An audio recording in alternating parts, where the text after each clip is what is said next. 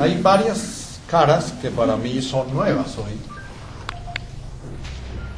Y entonces voy a hablar un poquito sobre en qué consiste esta sangha, en qué consiste esta reunión, qué es lo que de alguna manera motiva la existencia de este organismo que nace poquito a poco en la medida en que ustedes van llegando y muere más o menos a las 9 de la noche cuando nos volvamos a dispersar. Es un organismo como cualquiera de nosotros. Nace un día, va acumulando sus células, va organizándolas y un día muere. Eso es la vida. La vida siempre es muerte. Si no tuviéramos una muerte de este grupo, esto sería un infierno.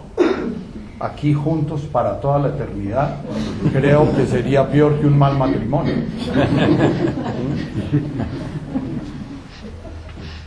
Tenemos la enorme dicha de que a las 9 de la noche nos vamos a morir como organismo y nos vamos a ir cada uno para la casa a iniciar una nueva vida distinta de otro organismo. Puede ser un organismo con nuestro hijo, un organismo solos, un organismo con el maridito o con la esposa, qué sé yo.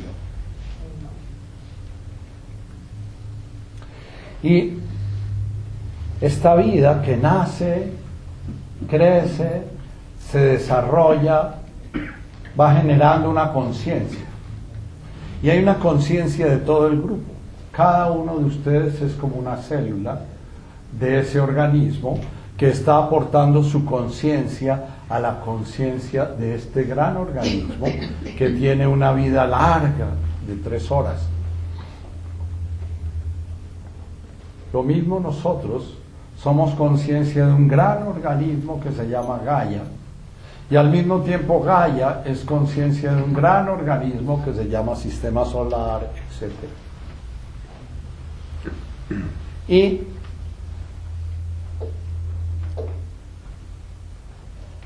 cada célula de este organismo va a tener un tiempo de vida distinta, pero en este momento hace parte de esta vida. Y su sentido, en gran parte, va a ser hacer conciencia con este organismo. En la medida en que yo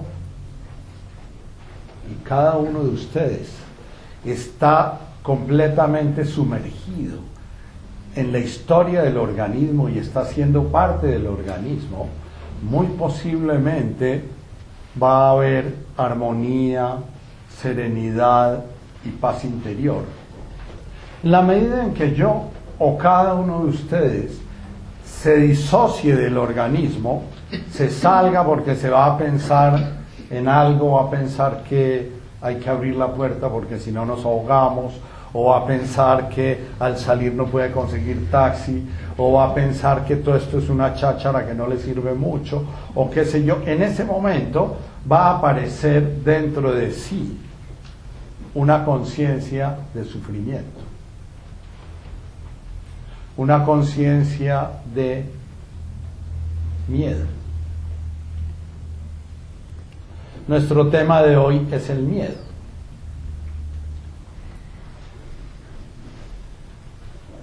Si mi célula epitelial del dedo gordo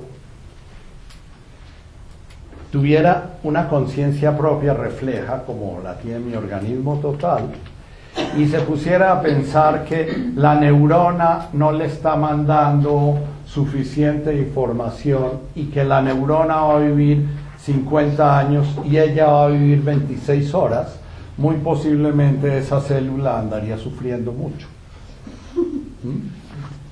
Sentiría que su vida es una desgracia y porque a ella le toca 26 horas y a la neurona 60.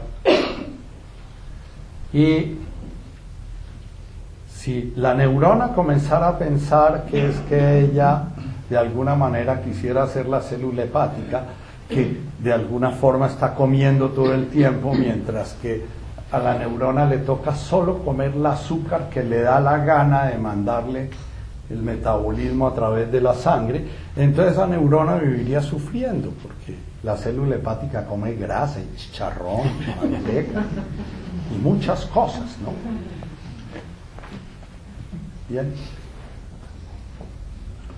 Nuestro tema es el miedo, y el miedo nace de la célula epitelial sintiendo que ella no tiene por qué morirse en 26 horas o en 30 horas, y sintiendo que ella quisiera ser neurona, y de la neurona sintiendo que ella quisiera ser célula hepática porque no le gusta comer solo azúcar, y de ese sentimiento de yo soy yo en mí mismo, sin relación con un organismo, ese sentimiento lo vamos a llamar ego. Ego es una estructura que vamos creando, como si la célula creara su propia estructura y sintiera que su sentido de ser es ella misma, separada de un organismo que la trasciende. El ego va a estar condicionado, va a estar organizado, va a estar armado, va a estar creado en función de sentir que yo soy una célula epitelial, que mi sentido de la vida es ser célula epitelial, no importa en dónde esté, ni cuándo esté, ni dónde esté. Eso lo llama Buda la ilusión de la separación. La ilusión de que yo tengo una vida separada y con un sentido en mí mismo. Una vez que estructuramos ese ego, y lo estructuramos porque de todas maneras la célula epitelial tiene que crear un orden en sí misma para volverse una célula epitelial que funcione como célula epitelial y funcione bien como célula epitelial. Cuando esa célula epitelial no crea un orden que funcione bien como célula epitelial, se va a volver un escamo celular, o se va a volver un vaso celular, o se va a volver un melanoma, o se va a volver un melanocarcinoma, o se va a volver cualquier mierda de esas, que es una célula epitelial que se revela a morirse.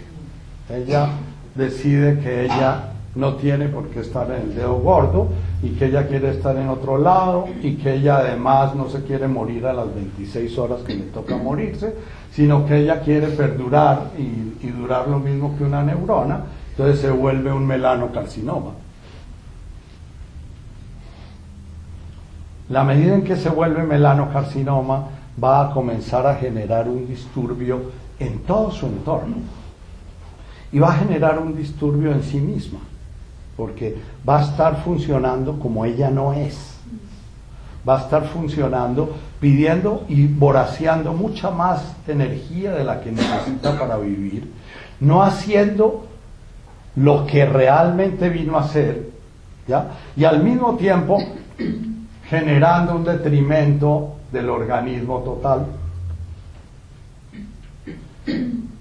Nosotros los seres humanos, en la medida en que nos hemos ido alejando a través de la historia de un modelo, unos dicen que es un modelo romántico que nunca existió, otros dicen que sí existió y en un momento determinado la conciencia comenzó a perderse en otra línea, que se llamaba el modelo de la colaboración, el modelo de la cooperación, el modelo tribal, en donde cada individuo de una tribu encontraba su sentido de ser en el organismo que era la tribu, y cada un individuo de una tribu funcionaba en esa tribu, en su sitio, sin querer el sitio del otro. Si estaba solo no quería estar acompañado, si estaba acompañado no quería estar solo, si le tocaba cargar agua no quería picar leña, si le tocaba picar leña no quería cargar agua. Poco a poco la conciencia individual se comenzó a hipertrofiar. Patanjali en el siglo II dice que eso ha sido una desviación de la conciencia ya por varias razas humanas. Y estamos en una etapa bien avanzada de ese proceso de individuación, de individualización y de desconexión de cada celulita del organismo.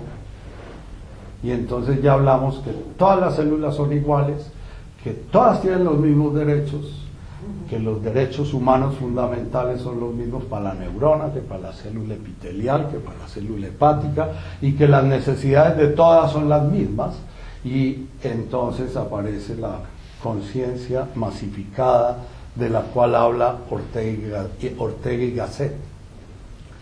De pronto hay unas pocas conciencias que se salen de ese río de individualidades separadas y luchando, y bueno, esas conciencias tienen una tortura muy fuerte, que es la de tratar de volver a ese río para poder estar peleando por esa individualidad de la normalidad.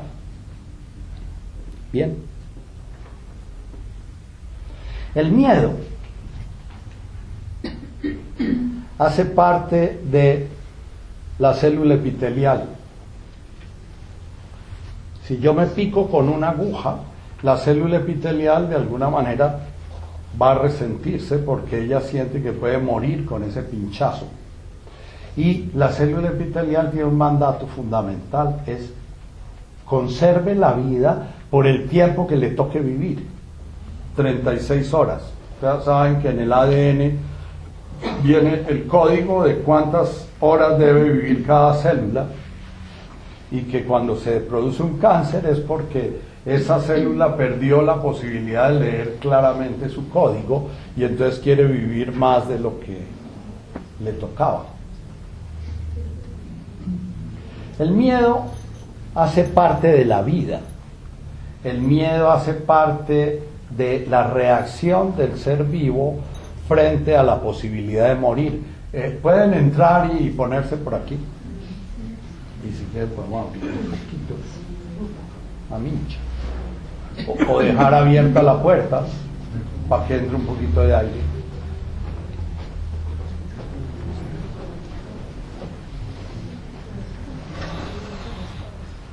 El miedo hace parte de la vida misma. Si ustedes expiran y se quedan en apnea más tiempo del que ustedes amablemente sienten que pueden estar, van a comenzar a sentir pánico. El maestro que le pregunta, el discípulo le pregunta al maestro: maestro, ¿qué tengo que hacer para iluminarme? Y el discípulo le dice: desearlo. Al año: maestro, ¿qué tengo que hacer para iluminarme? Maestro: desearlo. Al año nuevamente. Y entonces el maestro le dice al discípulo: venga y me acompaña al río. Y apenas entran, le invita al discípulo a entrar al río con él, y apenas han entrado al río, el maestro que te le hunde la cabeza al discípulo. El discípulo primero piensa: el maestro me está poniendo a prueba. Pero pasa un rato y el discípulo comienza a decir: el maestro me puso loco, me va a matar, ¿no? Y pasa un rato y el discípulo ya no piensa, sino que agarra a puños y a patadas y a lo que puede. Y el maestro le dice: ¿ya entendiste qué es desear?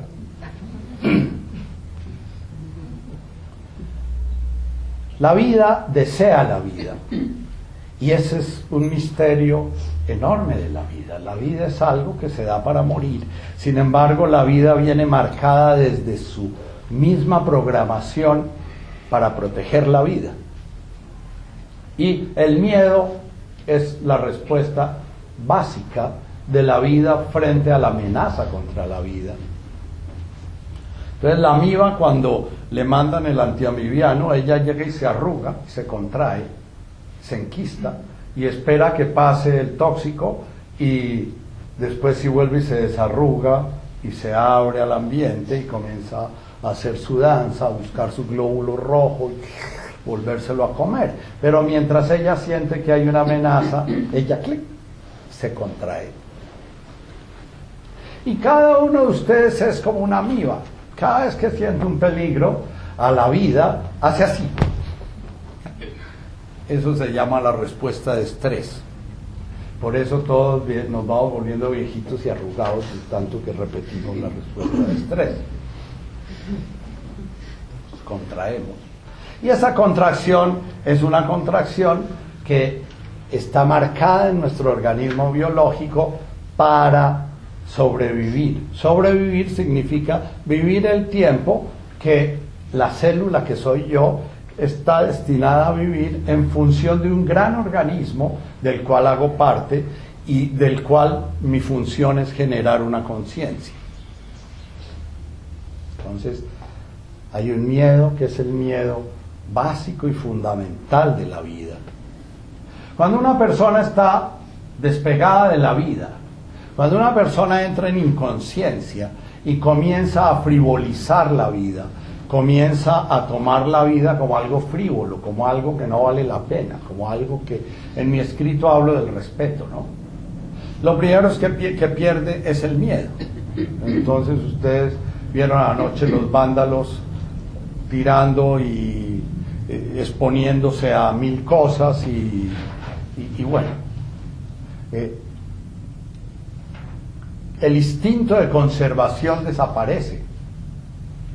Desaparece la posibilidad de esa vida relacionarse amablemente con el entorno para poder recibir la señal clara de cuándo está en riesgo la vida. Una actitud frente a la vida es no tener miedo y andar exponiéndose innecesariamente. He hecho 324 saltos en paracaídas. ¿Para qué? No para hacer los saltos en paracaídas. Y en cada salto he expuesto la vida. ¿Para qué? No, pues el adrenalinazo, ¿no? Eso es chévere, ¿no? ¿Ya? Pero si se atraviesa por ahí alguien que necesita que uno arriesgue la vida para proteger su vida, va a ser el primero en salir corriendo, ¿no? Pues el adrenalinazo ahí no le funciona. Entonces, el miedo, lo primero que quiero que ustedes entiendan es que es un mecanismo de defensa básico que va a ser parte de nuestro ego, que es una estructura que se nos ha dado a los seres humanos para hacernos más hábiles en el proceso de defender la vida. Por eso los seres humanos hemos adquirido una capacidad muy superior a todas las demás especies de mantenernos vivos, y por eso hemos invadido la Tierra.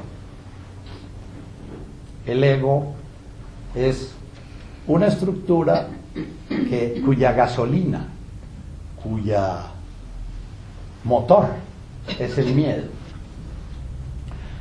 El ego a través del miedo hace culpa.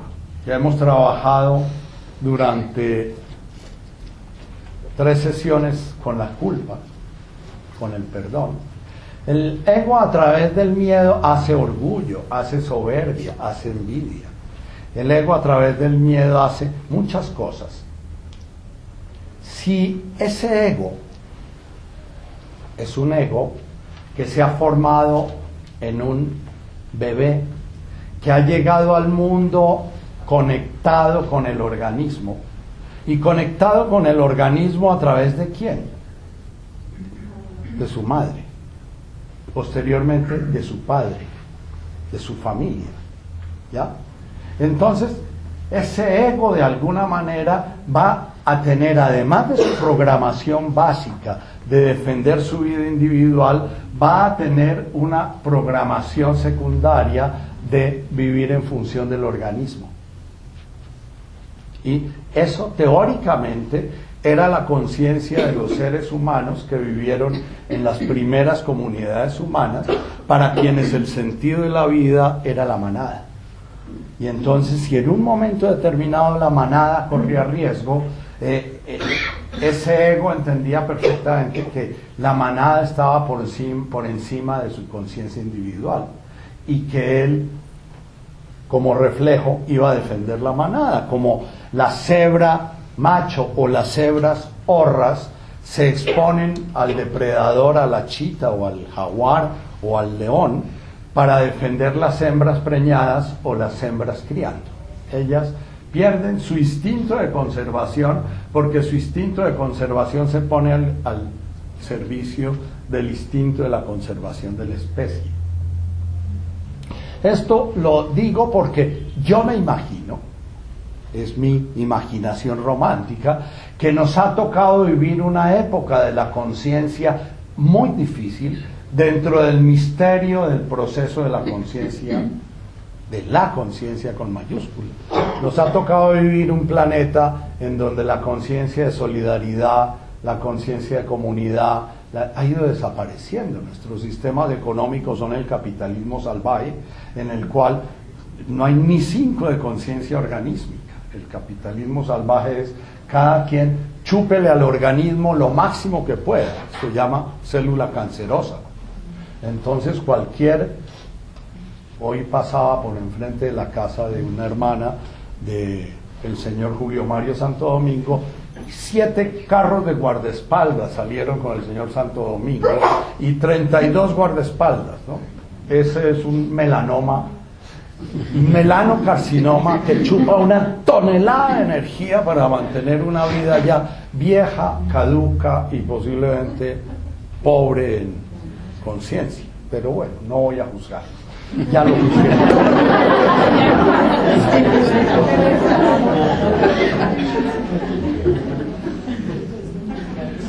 El miedo, entonces, lo primero es que puede estar al servicio de mi vida individual por encima de todo. Y entonces desde el cristianismo en adelante dice que yo puedo matar a otros seres vivos para conservar mi vida. Conste, el cristianismo lo fundó un personaje que se llamaba Jesús y que se dejó colgar en la cruz precisamente para decirnos que la vida individual estaba al servicio de la vida de la comunidad y que la vida individual estaba supeditada al servicio de la comunidad. Sobra decir que San Pablo decidió que es que él resucitó y que entonces él se murió porque sabía que iba a resucitar y que entonces por eso es que no, Jesús murió sabiendo que estaba muriendo y murió muy joven y murió con su conciencia clara de que él tenía una misión de informar al grupo humano que el amor era el primer mandato de todos. Un mandamiento nuevo os doy, que os améis los unos a los otros como yo os he amado a vosotros, y que el amor es el sentido profundo de la vida individual, pero el amor, dice Santiago, quien dice que ama a Dios, a quien no ve, y no ama a su prójimo, quien sí ve, es un mentiroso.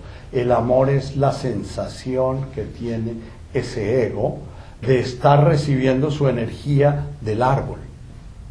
Y el ego nuestro ha ido quedando en la sensación de que su energía la recibe él de él mismo y que solamente puede sobrevivir si encuentra a alguien más a quien parasitar. ¿Ya? Entonces andamos buscando a quien parasitar. Y de golpe conseguimos una pareja y cuando se nos va quedamos así como vacíos, ¿no? ¿Qué me pasó, no? ¿Qué me sucedió? Bien. En mi idea romántica, yo hablo tanto del ego, porque yo soy un apóstol del ego. En mi idea romántica, yo vi nacer muchos niños dentro de los guajivos. Y yo vi nacer esos niños y vi que esos niños crecían con una conciencia tribal. Y que esos niños nacían de una madre desnuda que los paría en la mitad del monte y desde el momento en que los paría se los colgaba encima. Llegaban a veces al hospital, la madre con el cordón umbilical todavía conectaba a su placenta, ¿ya? Seguían caminando y caminando expulsaban la placenta. Y ya cuando el habían expulsado la placenta, la madre con los dientes le rompía el cordón umbilical y no amarraba nada, porque ese cordón umbilical, cuando ya la placenta ha sido expulsada, ese cordón umbilical ya no sangra, ¿no? Los cordones que nosotros cortamos sí sangran porque la arteria umbilical está absolutamente viva y bombeando a toda. Entonces, si cortamos eso, sale un chisguete de sangre y el chino se desangra en un minuto, ¿ya? Esas madres se relacionaban con su niño de una manera tan profunda que uno ni siquiera les veía amor, las veía era unas con el bebé, dormían con el bebé cagaba encima de ellas, orinaba encima de ellas andaban desnudas y ellas andaban con su bebé para arriba y para abajo, y uno como civilizado decía, tan cochinas, tan sucias, ¿no? Que falta de higiene, ¿no? Y bueno, el bebé se bajaba, cuando ya se quería bajar el bebé comenzaba a bajarse y volvía y se subía y se bajaba, y después ya comenzaba a alejarse como el perrito deja de mamar la teta de la mamá, ¿ya? Y ese bebé era un bebé que era tan seguro que uno veía esos chinitos de 5 y 6 años jugando con las cascabeles y las 4 narices con una seguridad, unos palitos así, y el juego de ellos era torear la cascabel. Cuando la cascabel les tiraba, ellos se quitaban. Estaban al borde de la muerte. Yo veía una cascabel de esas y quedaba paralizado. La diferencia entre el miedo del guajibo y el miedo mío es que el miedo del guajibo aún estaba conectado con el planeta, con su tribu, con su grupo, con su gran organismo, mientras el miedo mío estaba conectado conmigo nomás. Entonces, mi vida personal es un absoluto y todo el miedo está al servicio de ese absoluto. Puede morirse el planeta, pero si yo logro sobrevivir como Walt Disney, que se manda a congelar para ver si cuando les despierten ya pueden volverle a dar la vida, porque la vida individual se vuelve un absoluto. Entonces, nuestro miedo comenzó a enfermar cuando dejó de ser el miedo animal, el miedo que nos relaciona con la realidad. Nuestro miedo, entonces yo pensé decirle Esperanza, póngales un trabajo, que en una hoja escriban todos los miedos que tienen. Posiblemente hubieran llegado a algunos de ustedes con 7 hojas, 8 hojas. Miedo a ser abandonado, miedo a enfermarme, miedo a las infecciones, miedo a la pobreza, miedo a que me rechacen, miedo a la crítica, miedo al juicio, miedo a... me decía esta mañana que un doctor estaba hablando acerca de que comer harinas significaba producir una necrosis grasa del hígado, porque las harinas se transformaban en grasas y no sé qué, y no sé cuánto. Y yo le digo, pero es que la función de la medicina es crear miedos, porque cada médico vive de la cantidad de miedo que genera. Un médico que no genera miedo se jode porque no tiene que comer. Entonces, y miedos que no tienen nada que ver con nuestro sentido de la vida, que es un sentido de ser una célula de un gran organismo. La vida se vuelve un absoluto, y en el momento en que la vida se vuelve un absoluto desconectado, aparece el ego profundamente neurótico, que no está al servicio de mantener la vida de ese organismo, sino está al servicio de mantenerse sintiendo diferente, distinto. Yo soy distinto y soy diferente de los demás. Y yo soy más malo, o yo soy más feo, o yo soy más bonito, o yo soy más desgraciado, o mi vida definitivamente es la peor de todo el mundo, o yo soy más inteligente, o yo soy más odiado, o mi rabia es la rabia más profunda del universo, o mi amor es el más increíble, ¿no? Es que el amor que yo le tengo a mi marido, doctor, yo lo adoro, ¿no? ¿Ya? Y bueno, y entonces, ¿por qué consultas? Porque es que supe que tiene un amante y eso me tiene desbaratada. Bueno, pero el amor es comprensivo, servicial, perdona todo. Siempre cree, debes estar radiante de sentir que se estás echando sus polvazos allá. ¿Ya? No, doctor, no, eso es inconcebible para mí, ¿no? Amor, dentro de ese término, va a ser la capacidad que yo tengo de atrapar a otro para conseguir sacar su energía y su sentido de ser. Bien. Si yo tengo una madre, hipotéticamente, un padre, una tribu, un sistema familiar que protege a la madre, que protege al padre, que protege esa hembra parida o esa hembra gestante, y esa hembra puede dedicar toda su energía a conectar ese ser que está naciendo con la tribu, que esa es la función real de la madre, establecer un vínculo profundo de ella con la tribu. Pero si ella está conectada, si ella está desconectada, el único vínculo que puede generar es con ella. Y va a generar un vínculo con ella que es un vínculo miedoso. Hablo en mi trabajo ese que mi hijo me pegó una vaciada la macha por haber escrito 26 páginas de... Él dice, escribes 26 páginas de repetición de la desgracia, pero no dices en ningún momento cómo salir de ella, ¿no? Y tiene razón. ¿Por qué te regodeas en repetir una y otra vez que estamos comiendo mierda en lugar de enseñarnos a dejar de comer mierda?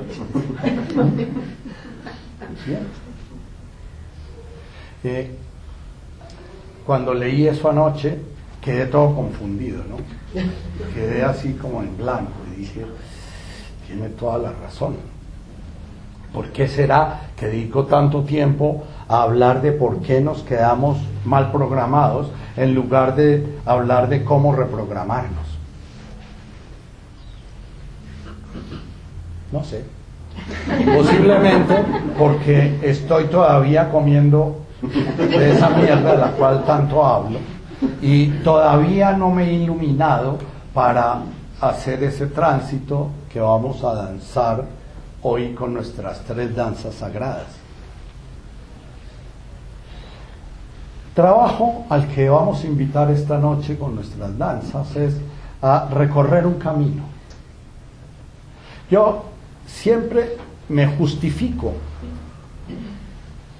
de mi cháchara alrededor de cómo estamos sumergidos en la mierda, porque digo, es que la mayoría de gente no se da cuenta, es que la mayoría de gente anda todo el tiempo metida en ese pozo y no se da cuenta que está metida en ese pozo. Y entonces la única manera de realmente uno poder comenzar en serio a utilizar su vida para deshacer un camino en el cual se fue metiendo en una conciencia sufriente y temerosa. Todo sufrimiento, absolutamente todo sufrimiento, tiene su raíz y se alimenta del miedo. Pero no del miedo que tiene el guajibo ante la serpiente que lo lleva a brincar con agilidad. Y cuando me encontraba yo las patronarices ahí debajo de mi hamaca en mi rural, yo quedaba paralizado y me bajaba pasitico porque me imaginaba que esas figuras me iban a correr detrás, ¿no? Y me iba y llamaba a los chinitos de la escuela a que me la quitaran, ¿no? Porque ellos llegaban y con toda la tranquilidad y la culebra les hacía así y ellos con una agilidad, y esos eran sus juguetes, ¿no? Esos niños tenían un miedo sano que los llevaba a, cuando yo iba a pescar en la noche, ellos iban descalzos en guayuco, porque en el pueblito donde vivía ya los curas les obligaban a usar guayuco, y nos metíamos en el monte a puras oscuras. Yo tenía que ponerle la mano en el hombro al indio de adelante para poder no estrellarme con todo, porque yo no veía nada, ellos sí ven, y se sentaban al borde del caño a pescar y sacaban pescados. Yo sí con mi linternita miraba. Y un día se me perdió la carnada y alumbro y había una culebra atarascada con la carnada que yo cogía para ponerle al suelo, ¿no? Paralizado, ¿no? Con botas de caucho hasta aquí. Mi miedo no me servía. Si yo me pierdo en el monte, me muero. Mi miedo lo que me hace es un estorbo, no me ayuda a relacionarme con la realidad, sino es un estorbo, es un lastre, como cualquiera de nosotros. Si nos meten a vivir las condiciones que vive un guerrillero entre el monte, nos morimos. Si no llevamos el guerrillero que nos diga del paso, no del paso, párese, no se pare, nos morimos porque no somos capaces de sobrevivir en un ambiente natural. Estamos pensando, vamos a beber agua, está contaminada, vamos a comernos una raíz, debe ser veneno, vamos a comernos una chisa, un morrocoy, uy, qué cosa tan asquerosa esa vaina, nos vomitamos y bueno, ¿por qué? Porque nuestro miedo está completamente desintonizado.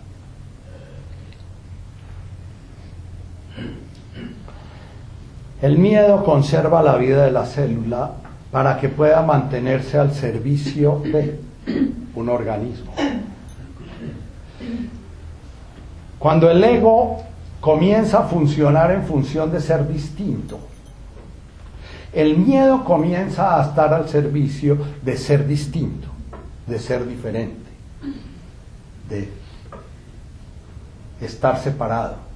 Y si yo estoy separado, sobra decir que la muerte es el gran fracaso de la existencia. Porque si yo soy parte de la tribu, yo me muero como muchos se han muerto y la tribu sigue.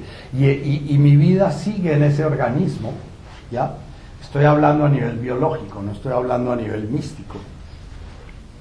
Pero si yo, todo el sentido de mi vida es mi propia vida, la importancia de mi vida, la muerte es el fracaso. Me he pasado toda la vida defendiendo mi vida individual, aunque mi vida individual haya sido toda en función de sentirme diferente, distinto, separado.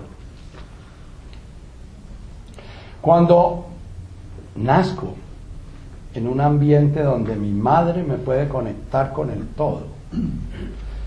todo grupal, de alguna manera yo llevo una simiente que informa a mi ego en una dirección. Esa simiente no la tenemos nosotros los citadinos contemporáneos. Esa simiente la perdimos. Nosotros nacimos en una familia en la cual era muy importante ser Vergara, Carulla, Delgado, Soler, Cabal, Vidal, Carrera, Casanova, Perfort, y puede seguirse el árbol genealógico, porque entre más diferente sea, más es. ¿Ya? ¿Entienden? Parte de mi camino en la vida fue dejar de ser Luis Ignacio Vergara, Carulla, Delgado, Soler, y después pasar a ser sencillamente Ignacio, y después pasar a ser Nacho. ¿Ya? Nacho. Bueno, Nachito.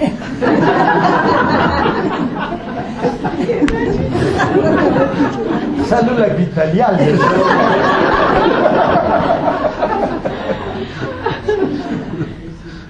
Pero todo mi ego está programado para lo opuesto, para ser importante, distinto, diferente, dejar en el mundo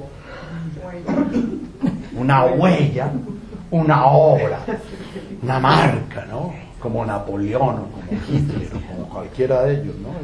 Eso es la programación.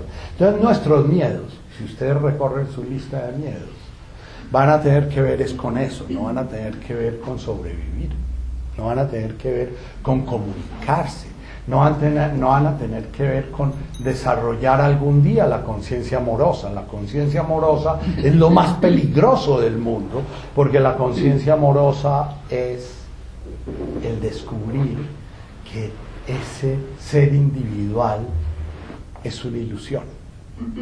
Eso es la conciencia amorosa. Descubrir que toda esa importancia que yo me daba, que me creía tan feo o tan bonito, o tan de buenas o tan de malas, o tan afortunado o tan desafortunado, que yo era diferente en la vida. Yo tengo una paciente que Ella no pudo tener hijos biológicos y dice que no hay en toda la existencia de la humanidad una mujer más maldita que ella, porque no pudo tener hijos biológicos, ¿no? Y ella se lo cree. Y ha ido mucho tiempo a consulta y es tan inútil la consulta psiquiátrica que en 20 años no he podido sacarla de psiquiatra.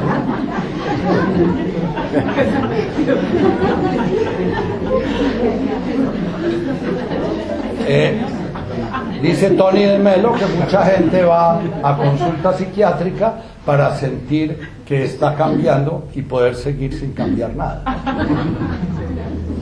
Entonces, yo puedo sentirme profundamente desgraciado y crear algo que en el budismo tibetano se llama el cuerpo del sufrimiento.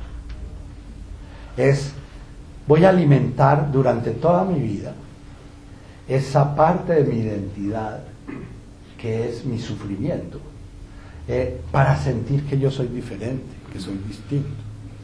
Y entonces puede que me manque una esposa o un marido que me hacen la vida un infierno y voy a estar, ustedes han oído esas historias de gente que recorre largos trechos de su vida en unos procesos de un sufrimiento espantoso, ¿no? Y se regodean en ese sufrimiento y sufren y sufren y sufren, ¿no? Y yo no sé por qué sigo con ese marido, con esa esposa, ¿no?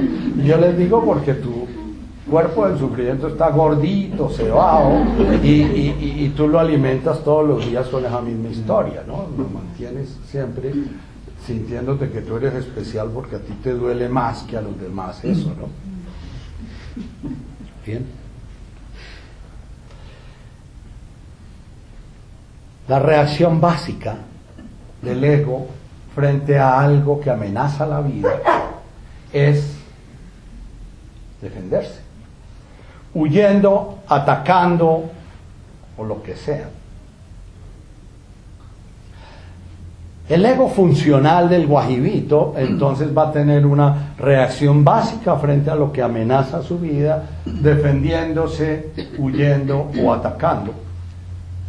Nuestros guajibos desgraciadamente no tenían calibrado su sistema de sobrevivencia a unos personajes depredadores terribles que es la raza blanca, y lograron sobrevivir desde el siglo II hasta el siglo XVIII en todas las llanuras de la Orinoquía, manteniendo un equilibrio hermoso con ese ecosistema, y llegaron los españoles y los acabaron. Hoy en día no hay guajivos, hoy en día están extinguidos.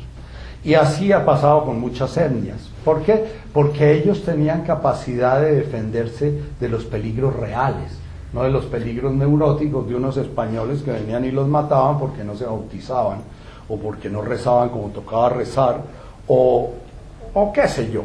Esa historia de la colonia, eso no hay para qué seguir dándole vueltas, porque es la historia de la neurosis hecha conciencia colectiva absoluta. Entonces la pregunta es, ¿esos guajivos de alguna manera fracasaron? Yo pienso que no. Hay etnias completas que han perecido como si fuesen células epiteliales, y en el misterio de la conciencia siguieron su curso, y ese fue el curso que les tocó. Pero en esas etnias todavía yo alcancé a presenciar lo que se puede llamar la conciencia colectiva.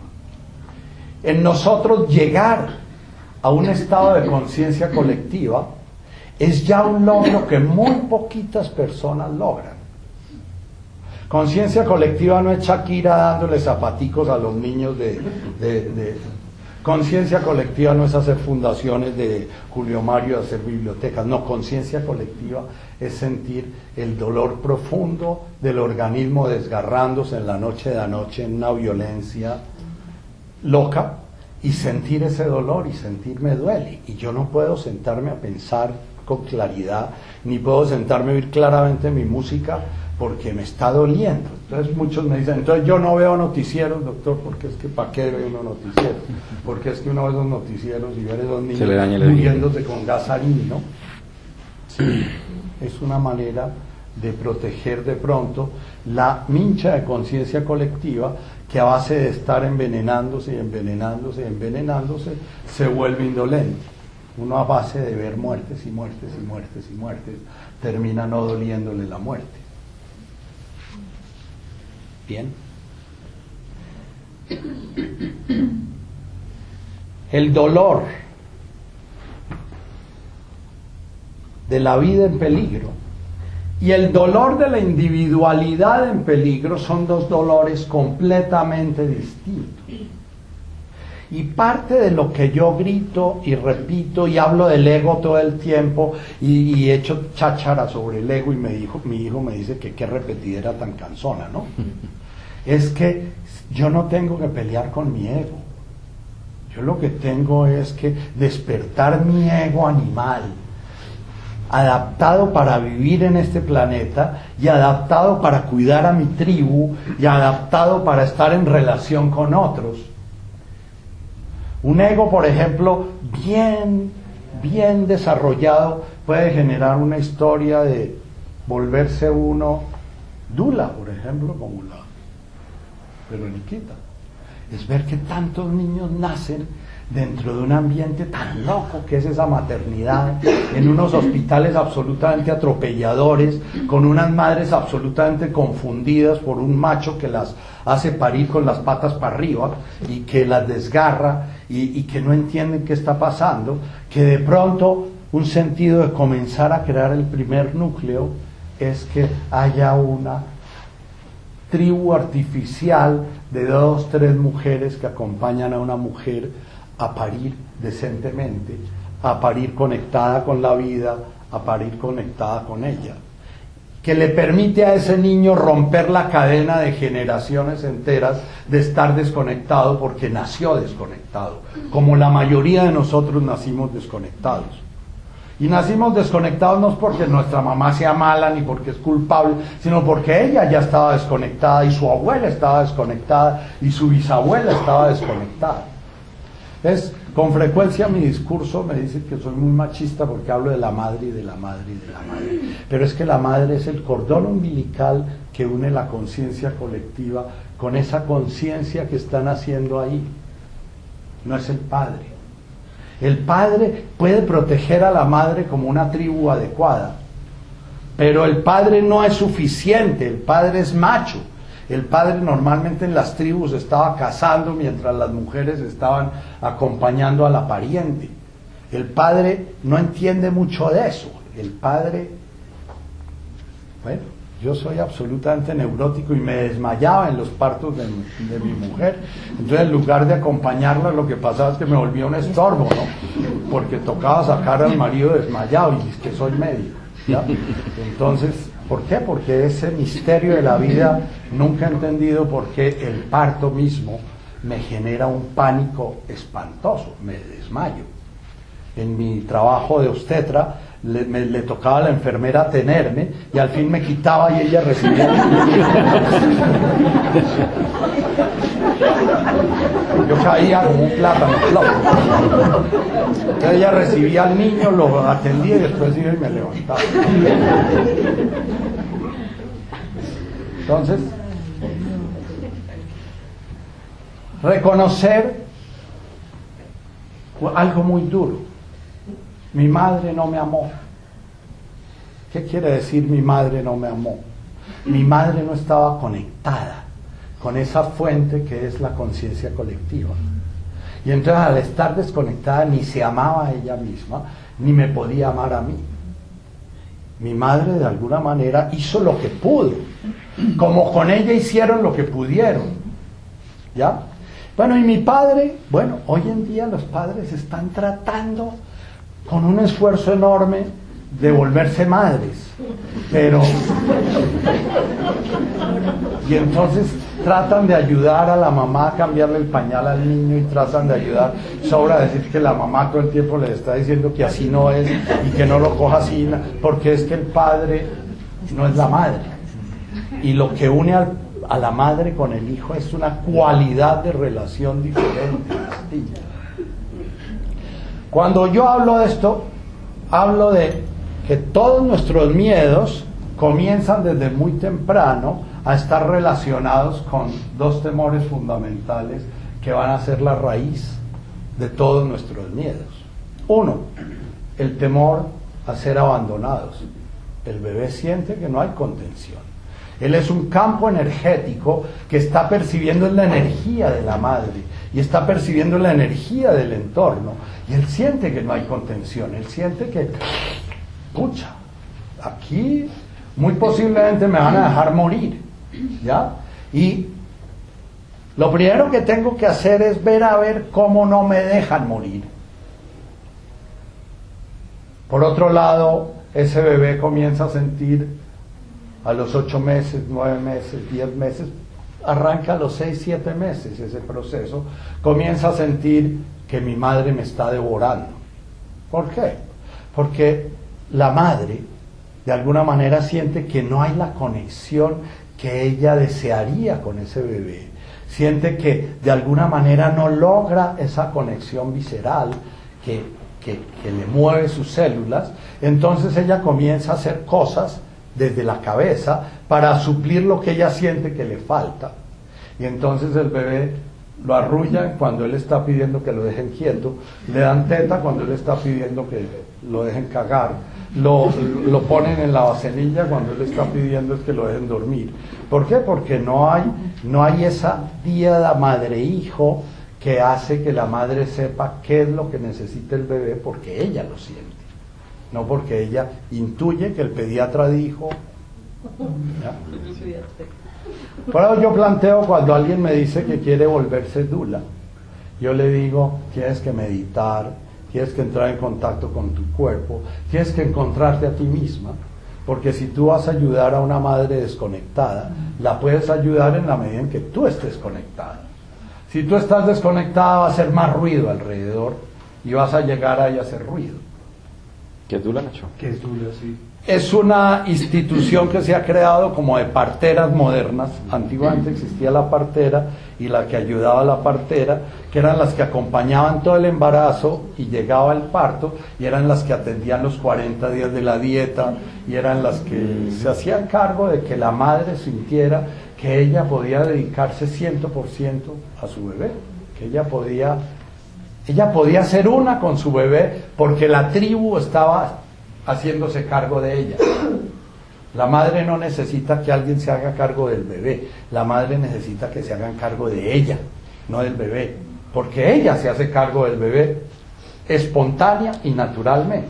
Entonces las dulas es una institución que están haciendo que bueno, ojalá progrese y ojalá haya cada vez más madres que puedan ser protegidas en su parto por una medio tribu, aunque sea artificial. Bien. Temor que aparece entre los 6 y 7 meses es el temor a ser devorados, el miedo a ser devorados. Todos lo vivimos, cada vez que establecemos una relación de pareja, al principio vivimos el enorme miedo de que nos abandonen, entonces comenzamos a dejar de ser nosotros mismos, repetir la misma historia de la que hemos hablado, para poder ser lo que el otro quiere que nosotros seamos, para que de alguna manera el otro nos garantice que nos va a seguir queriendo. Entonces repetimos la traición que hicimos con nuestra madre, de dejar de ser nosotros mismos, para ser lo que ella quería que fuéramos, ¿ya? Pero después comenzamos a sentir que perdimos nuestra vida. ¿Y dónde estamos nosotros? ¿Qué pasó con nuestra historia?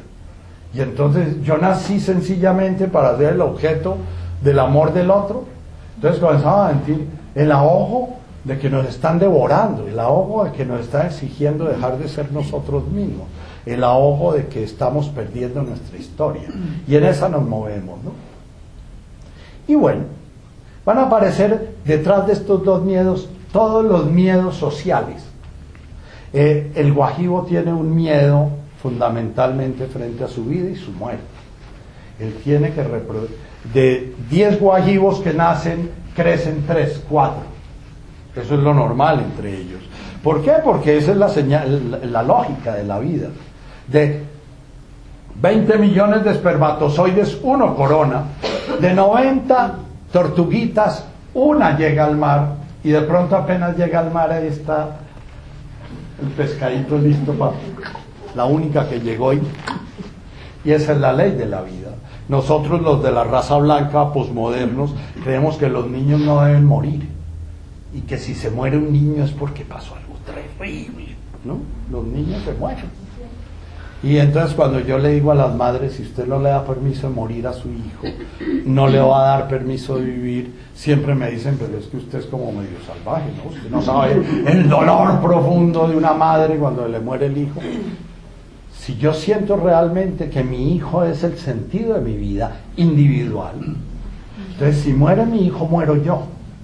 Y voy a sentir ese desgarramiento profundo de que me morí yo, porque había desplazado todo mi sentido de la vida en la proyección que hice individual sobre un individuo que era mi hijo. Los wahibs, por ejemplo, olvidan quién es su madre. Cuando cumplen 12 años hacen un ritual de entierro, se despiden de su madre y de ahí en adelante nunca vuelven a llamar a su madre como madre, ¿ya? De ahí en adelante ellos pasan a vivir como adultos en la tribu, tienen otro rol completamente distinto y su madre deja de ser su madre, ¿no? Entonces llegaban a la consulta médica, ¿su mamá quién es? Me miraban con cara de... ¿Y su papá? Ni idea. Ellos sabían que eran Gaistán porque eran de la tribu que vivía en el Bajo de Guacamayas, o que eran de la tribu que vivía en tal sitio. Ellos no sabían quién era su papá o su mamá, su vínculo era con la tribu. Nosotros nos vinculamos con una conciencia ya separada, diferente. Y entonces todos nuestros miedos se vuelven miedos sociales.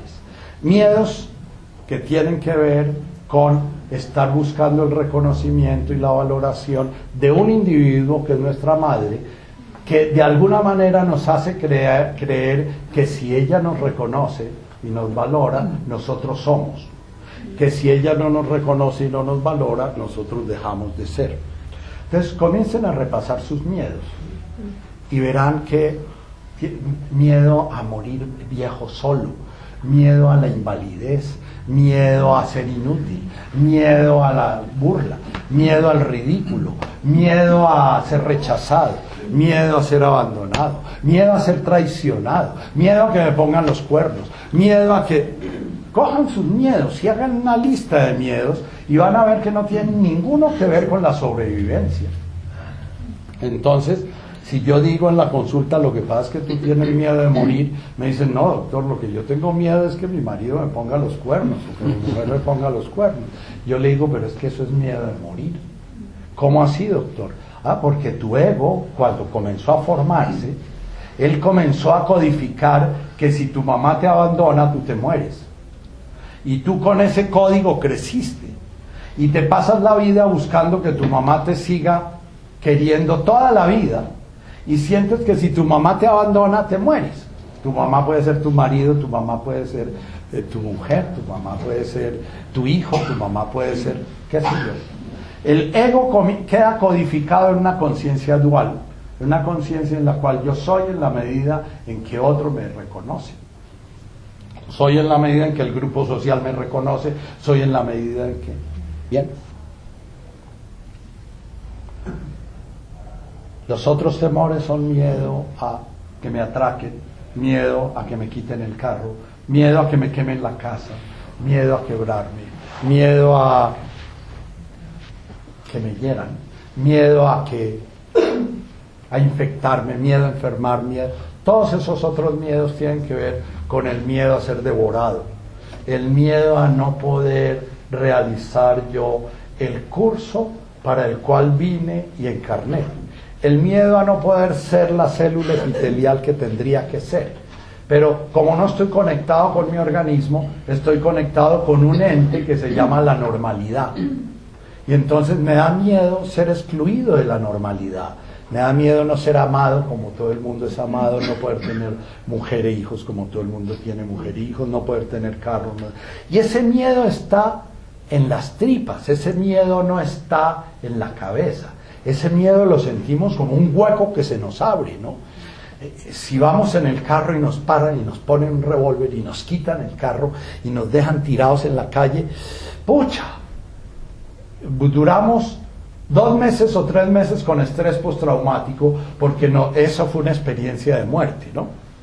El guajibito se encuentra con la serpiente y él puede morir ahí. y a los 2 minutos está jugando otra cosa, no queda enganchado, porque su miedo tiene que ver con un presente real, mientras nuestro miedo tiene que ver con una imagen de nosotros mismos, que es una imagen dual siempre, una imagen infantil relacionada con el núcleo de la madre. Bien, esos miedos quedaron programados en nuestro ego físico, corporal. Por eso esta reunión tiene la forma que tiene. Esta reunión tiene un rato de cháchara, que es para la cabeza, que no sirve para nada. Esta cháchara a ustedes se les va a olvidar. Y otro rato de danza, que lo único que busca es conectar su conciencia corporal. Que ustedes bajen de su cabeza y comiencen a sentir que su conciencia también es sentir el ritmo, sentir el cuerpo bailando, sentir el contacto del otro, sentir la mirada, sentir... Muchos de nosotros no podemos bajar a nuestro cuerpo. ¿Por qué? Porque fue tan desastroso ese primer espacio de conciencia corporal entre los 9 meses que viví en el vientre de mamá y los 4 primeros años de vida, que me subí muy rápidamente a una conciencia mental verbal. Y toda mi existencia gira alrededor de una imagen que tengo acerca de mí mismo, no de un organismo que soy. ¿Ya? Entonces vivo desconectado de mi cuerpo sencillamente, como me decía hace poco un ejecutivo, no, mi cuerpo, doctor, es sencillamente el BM que yo utilizo para llevar mi cabeza de un lado a otro y de vez en cuando para poder conseguir una buena chica, porque sin un buen BM no se consigue una buena chica, ¿no? Entonces el amor se hace desde el cuerpo, pero un cuerpo disociado completamente del mundo emocional, del mundo mental y del mundo grupal. Cuando yo me encuentro con una mujer y tengo una relación sexual, esa relación sexual tiene que ver con la tribu, con la humanidad entera. Sin embargo, cuando estamos disociados del grupo, de la humanidad y de nosotros mismos, de nuestro propio cuerpo. Por eso hoy en día el sexo es algo que eso se lava y vuelve a servir y punto, ¿no? Eso no lo toca uno ni lo transforma, ¿no? Una relación sexual puede transformar una vida entera, porque es volver a ese momento en que iniciamos nosotros nuestra vida en una relación dual, fundidos en la madre. Si nosotros podemos volver ahí y volver de una manera amable y amorosa, podemos ir sanando. Pero si volvemos sencillamente pensando en si lo estoy haciendo bien o lo estoy haciendo mal, o si le gustan mis piernas, o si lo tengo largo o cortito, o si será que funciona bien, ahí no hay nada. Ahí hay un individuo buscando individuarse cada vez más y que no comulga con el entorno. Todos los miedos que tenemos acerca de la sexualidad, terrible, ¿ya? Yo trabajo permanentemente con personas que han quedado atrapados tratando de identificar su sexualidad desde la cabeza. La cabeza no puede identificar una sexualidad. Uno no puede hacer una identidad sexual desde el pensamiento. Uno hace la identidad sexual desde el cuerpo. Y es el cuerpo el que responde a un determinado estímulo, no es la cabeza. Y si será que soy, si será que no soy, si será que... Bien, hagan su lista de miedos y verán que los miedos sexuales tienen que ver con sus miedos relacionales, no tienen que ver con los miedos de sobrevivencia. ¿Ya? Cojan todos sus miedos y miren a ver cuál de todos sus miedos tiene que ver con su sobrevivencia real. Si es el miedo a los microbios, no tiene nada que ver con la sobrevivencia real. La higiene nació después del siglo XVIII, ¿ya? Toda esa mierda que habla la cultura moderna de la higiene y de la comida grasa y no grasa y colesterol alto y bajo y triglicéridos y el bueno y el malo y toda esa vaina es todo un discurso generado por un estamento que vive neuróticamente de eso. ¿Bien? ¿No? Negocio. Bien. Eso nace ahí. Y en el momento en que nace nuestro ego físico, nuestro ego, el ego, primer ego que tenemos es ese ego que siente hambre, siente sed, siente caca, siente pipí, se siente mojado, siente el bollo ahí, se siente incómodo, no se siente incómodo, siente ganas de que lo apapachen, siente ganas de que lo suelten, siente ganas de estar solo, siente ganas de estar acompañado. Ese es el primer ego que tenemos. Y ese ego no tiene una corteza frontal desarrollada para codificar en el ego mental verbal. Esos son memorias que quedan grabadas. Y entonces cuando yo sé que mi mujer está mirando a otro, yo siento aquí un huecote. Los celos no son un proceso aquí, son aquí, en el cuerpo. Y tienen que ver con mis 6 primeros meses de vida, mis 8 primeros meses de vida. No tienen que ver con que si me ponen los cuernos o no, nada que ver eso. Tiene que ver es con un hueco que ha quedado ahí. Bien. Nuestro segundo ego es un ego emocional.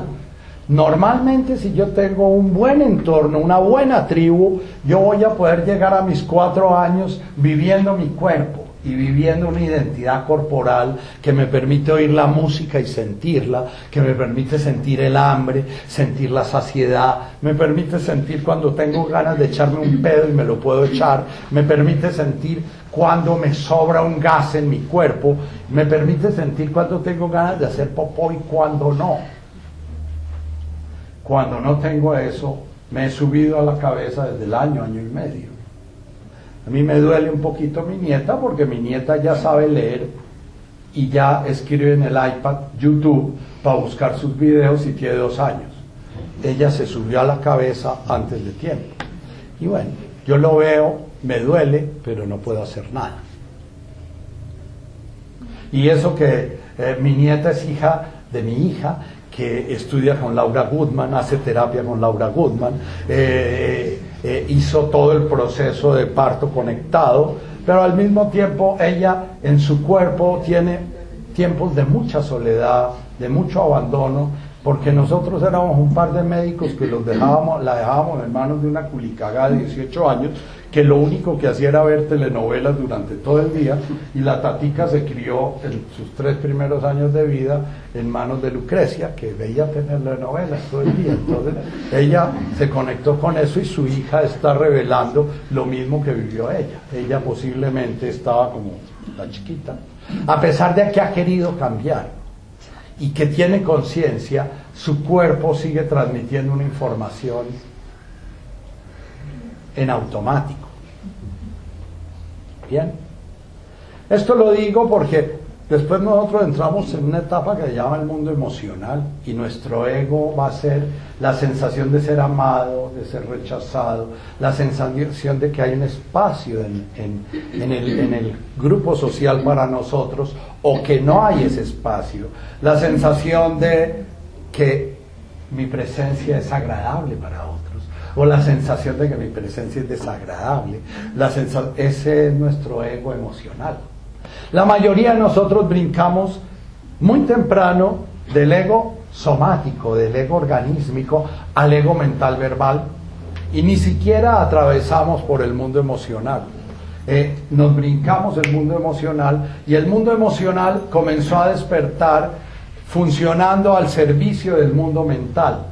Entonces nosotros no nos alegramos profundamente de ver unos brazos que se abren y nos dan un agradable abrazo, sino nos emocionamos si esa persona nos dice que se va a casar con nosotros y va a vivir con nosotros toda la vida, y nos garantiza que no va a mirar a ningún otro hombre, y que nos garantiza que nunca le va a gustar nadie más, o sea, yo me alegro cuando mi emoción responde a una imagen mental verbal, o me entristezco cuando mi emoción responde a una imagen mental verbal que me asusta. Entonces, soy amado o soy desamado de acuerdo a lo que codifica mi mente. Y bueno, cuando yo descubro eso en mis 34, 35 años, yo descubro que yo no siento hambre, que yo como cuando toca. Yo descubro que que yo soy estreñido y tengo una colitis espástica, porque si yo llego a sentir un pedo, lo primero que hago es contraerme todo y bueno, entonces mi colon se va volviendo espástico, ¿ya? Y después, claro que cuando va a cagar no funciona, ¿no? Porque está acostumbrado a estar tieso, ¿no? Y después tengo que tomar Dulcolax y tengo cáscara sagrada para que funcione. Y descubro que me ponen una música y no siento el ritmo, no pasa nada. Yo siento que la música, entiendo que eso es un Vivaldi, o es un Bach, o que eso es salsa, o que eso es un vallenato, pero yo no sé nada más, yo no siento que mi cuerpo responda a eso. Entonces yo comienzo a descubrir que esos 2, 3 años de psicoanálisis que llevo no me están sirviendo un culo, porque yo estoy metido en mi cabeza. Y es cuando comienzo a trabajar con mi cuerpo, cuando comienzo a traer la biodanza a Colombia, cuando comienzo a hacer tai chi, qigong, cuando comienzo a hacer meditación, cuando comienzo al principio es aterrador para mí ese espacio. Cada vez que me encontraba en un grupo como este, era el terror. ¿Y será que me voy a excitar? ¿No me voy a excitar? ¿Y será que voy a mirar? ¿Y será que le doy un abrazo? ¿No le doy un abrazo? ¿Y será que me miró o no me miró? ¿Y me miró bien? ¿Me miró mal? Y bueno, pasaron años antes de que un espacio de danza fuera un espacio placentero y gozoso para mí. Un espacio donde me encuentro con muchos prójimos y siento su energía danzando conmigo. Bien, todos nuestros miedos están relacionados no con la sobrevivencia, los miedos sanos, sino están relacionados con nuestra neurosis. Nuestra neurosis es lo que hace el ego programándose para un ambiente hostil, un ambiente maluco, un ambiente que no es bueno. Yo siempre pongo el ejemplo de neurosis del tuareg que nace en el desierto del Sahara, crece con sus ropas puestas, porque tiene que ir en la medida que va creciendo haciendo un termo, ¿ya? De mugre, sudor, ropa, y cuando ya es grande él anda entre su termo y eso le permite vivir a más 50 grados en el día y a menos 15 en la noche. Si yo llevo a ese tuareg al Champs-Élysées, ese tuareg se muere de hambre, porque ni le van a vender un café, ni lo van a dejar acercarse al metro, nadie se le va a acercar porque apesta a los 10 kilómetros. Me contaba un cura que trabajó en el desierto del Sinaí que cuando se montaba un tuareg en un bus se bajaba todo el mundo, porque era tan fuerte el olor, entonces que el transporte público no les paraba, aunque estuvieran en la mitad del desierto los dejaban tirados, ¿no? Y por eso son tan hoscos y tan agresivos, porque ellos están hechos para vivir ahí, y su ego es un ego ideal para vivir en el desierto. Entonces, si yo nazco en un desierto y crezco en un desierto, en la vida adulta voy a andar como si estuviera en el desierto, entonces me siento solo y no veo a nadie. Y qué cosa tan terrible, lo áspero que es el mundo, y porque estoy completamente defendido y con todas mis púas puestas en función de esa defensa. ¿Cómo se echa atrás el camino para terminar esta charla con un poquito dándole gusto a mi hijo?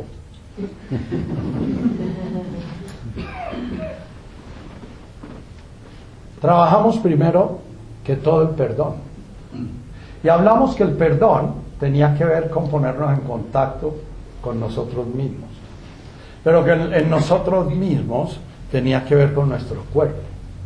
Y mencionamos cómo Jesús habla de que el comienzo del camino es Tu Beihum le Maskani Baruch Dilhoni Malkutach Dashmaya.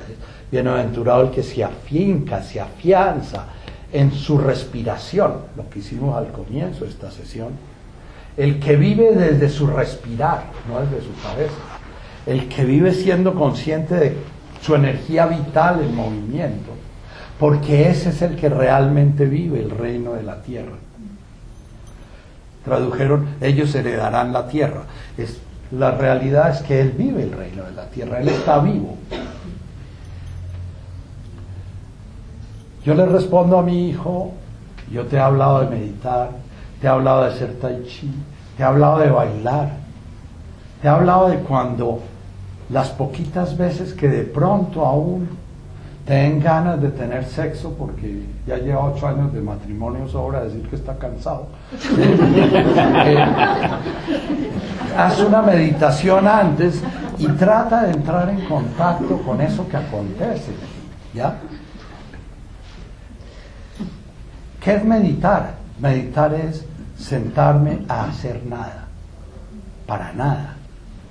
Sencillamente sentarme a estar conmigo como estuvimos esos minuticos antes de iniciar. Estar acariciando mi respiración, acariciando ese bebé que respira y que me dice que estoy vivo. No más, bondadosamente estar ahí. Eso es meditar. En la medida en que yo voy entendiendo que cada vez que estoy en mi cabeza, estoy fuera, estoy perdido, estoy botando corriente, estoy generando sufrimiento, estoy desconectado de la realidad, estoy desconectado del sentido de la vida.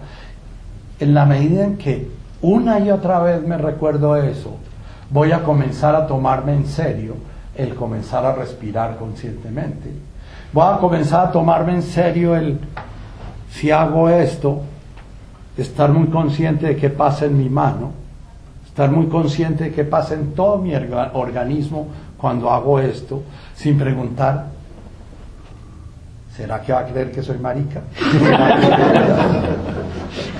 ¿O será que sirve para toda la vida? ¿O será que sí es la persona adecuada o no es la persona adecuada? ¿No? Es sencillamente abrirme en cada presente a la energía vital que estoy percibiendo a través de una conciencia que se llama la conciencia corporal. Ahora, todos ustedes creen que tienen su conciencia corporal despierta. No, la tienen absolutamente obstruida, embrutecida, desconectada. Por eso es que se sientan media hora, y de media hora, si logran estar 2 minutos en su cuerpo, es mucho. Porque llevan toda la vida desconectándose. Desde que están chiquitiquiticos los enseñaron a irse saliendo de su cuerpo y yéndose a otros espacios. Entonces estoy en mi cabeza, vuelvo a mi cuerpo. ¿Y cómo está mi rodilla? ¿Y cómo está mi pie? ¿Y cómo siento el aire entrando por mi nariz? Es así de sencillo meditar. Meditar no es sino eso. Es que me enseña a meditar, doctor, pero si es que yo no le puedo enseñar a meditar, porque meditar es siéntate y date cuenta cómo estás respirando, y eso es meditar. Y entonces, ¿pero por qué se ponen así y hacen doble loto y la vaina y la cosa? Bueno, porque así puedo estar y no me duermo, y si me voy a dormir me despierto porque me voy de bruces, ¿no? Y el cuerpo está tensionado y me está recordando que ahí estoy. Y de golpe me duele la rodilla y de golpe quiero salir corriendo, pero como estoy amarrado. Tenía un cura allá en el seminario mayor que decidió aprender a hacer zen, ¿no? Y de golpe vivía en la habitación del lado, oí gritar al cura Leye, ¡alguien, auxilio!, ¿no? Un cura gordo, ¿no? Y entonces fui, golpeé, ¿qué le pasa? Estaba sentado en flor de loto. Y dice, padrecito, él le decía a todo el mundo, padrecito, desenrédeme, no me puedo hacer. Se había organizado flor de loto y había quedado ahí atrapado. ¿Ya? Sí, me amarro, porque yo soy como una cometa que el viento se lo lleva para la mente. Entonces me amarro. Eso es meditar, buscar un sitio donde me pueda amarrar, hacer nada, para estar viendo cómo sufro, cómo mi vida es inventar sufrimiento. Vamos a trabajar un ratico de danza y después vamos a ver 3 danzas sagradas.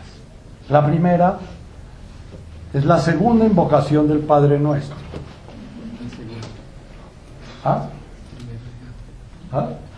La primera, perdón.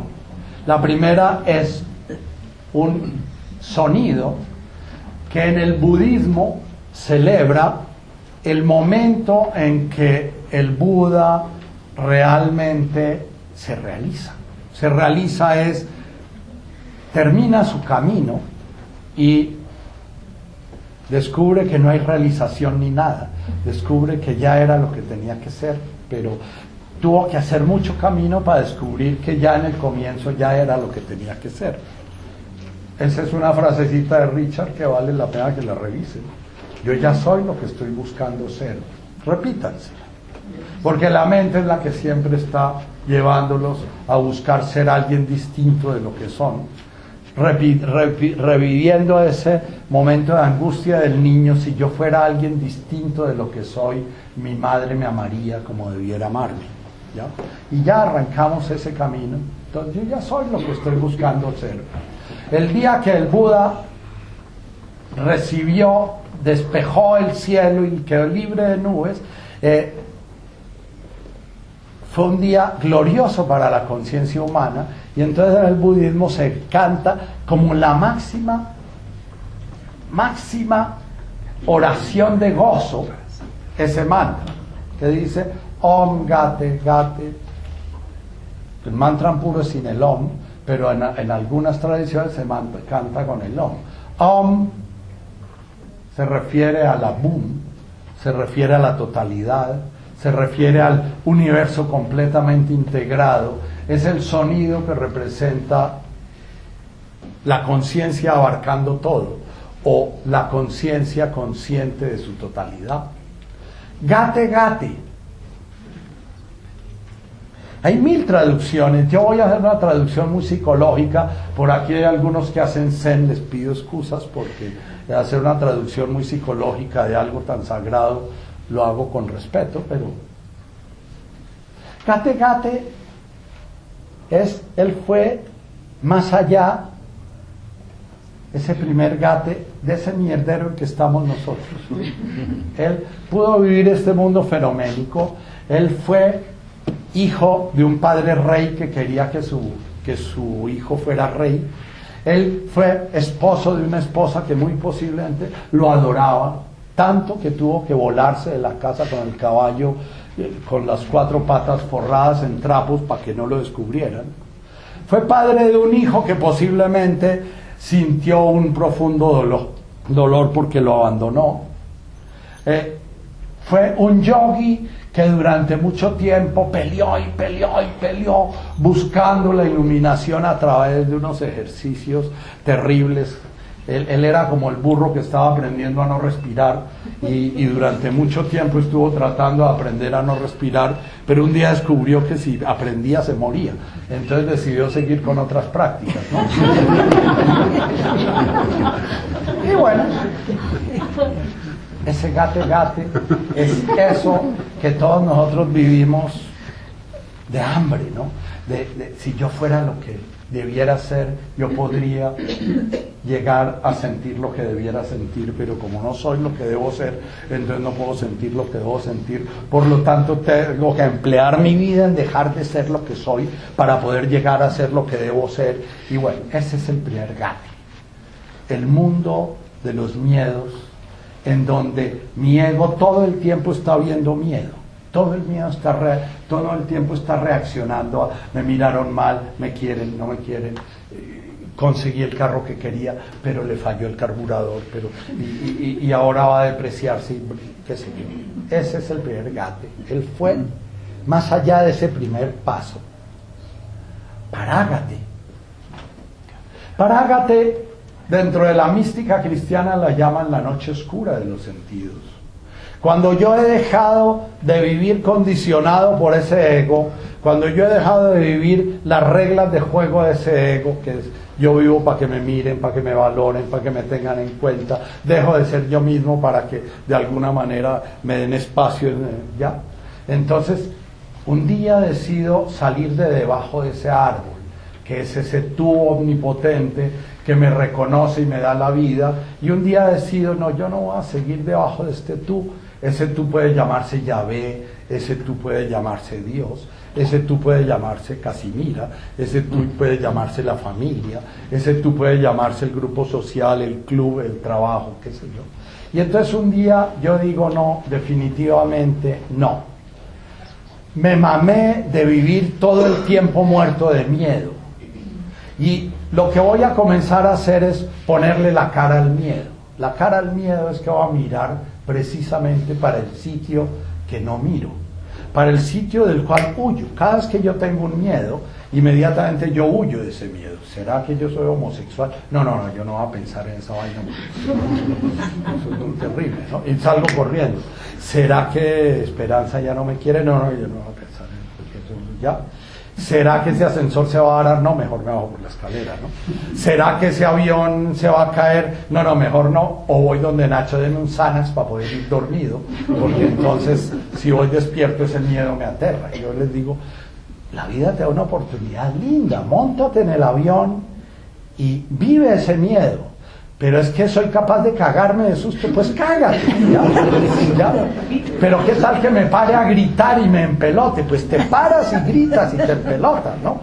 Sobra decir que nadie se para en un avión y grita y se empelota, pero la mente cree esas historias, ¿no? Es que, doctor, yo cuando estoy ahí, yo me imagino que me voy a volver loco.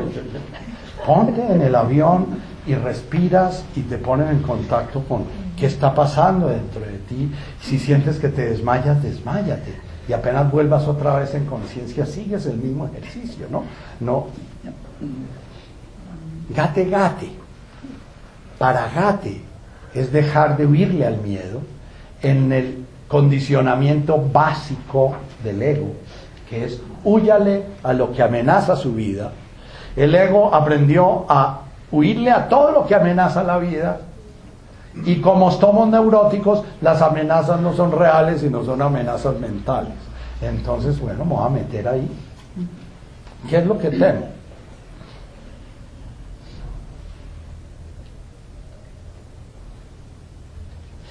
No sé bien qué temo. Bueno, me voy aquí.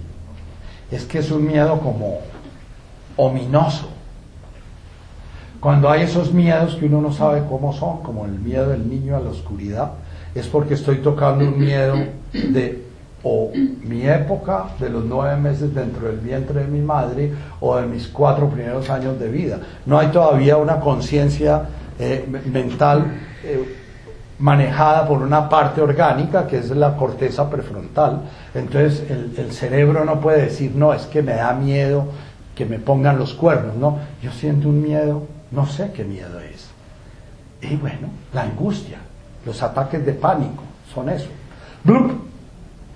Aflora una burbuja a la conciencia, siento me voy a morir, comienzo a sentir temblor en todo el cuerpo, comienzo a sentir que me puedo desbaratar, que me puedo desleír, ¿no? Y bueno, si he meditado y todos los días medito y todos los días me amarro, en ese momento es cuando me sirve toda la práctica, me voy a amarrar y me voy a quedar ahí amarrado. Si grito, pero no me voy a mover, aquí me voy a quedar enfrentando. Paragate es dejar de correrle al miedo y comenzar a mirarlo. Es comenzar a mirar todo lo que mi mente crea. Ay, es que tal vez él sí me quiere, pero entonces es que resulta que la otra vieja lo debió embrujar y entonces yo voy donde la brujita a que me lea con el cigarrillo, a ver, y entonces la brujita dice, aquí hay una J. ¿Será Jasmine? No, Jasmine no. ¿Será? ¿Ya? ¿Es?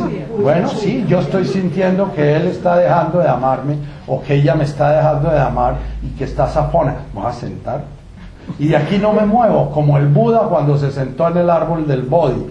Cuando el Buda dijo, aquí me siento, es un arbolito que hay por allá en un pueblito cerquita de donde se mueren todos los hindúes, dijo, de aquí no me muevo hasta que no pueda ponerle la cara a esta miércoles, ¿no? Hasta que no la entienda, hasta que no la comprenda, hasta que no deje de huir a esto. Y se sentó, y unos dicen que se sentó 4 horas, otros que se sentó 10 días, otros que se sentó 3 años, qué sé yo. Nadie sabe cuánto se sentó, pero lo que sí se sabe es que el tipo dijo, de aquí no me paro hasta que no haya entendido la vaina, ¿no?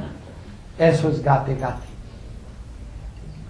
Es yo voy a entrar en ese territorio, yo voy a meterme en ese espacio, Yo voy a usar mi comprensión, mi atención, mi intención, mi palabra, mi juicio. Voy a tender a usar los medios hábiles para comenzar a enfrentar mi miedo, dejar de andarle corriendo al miedo.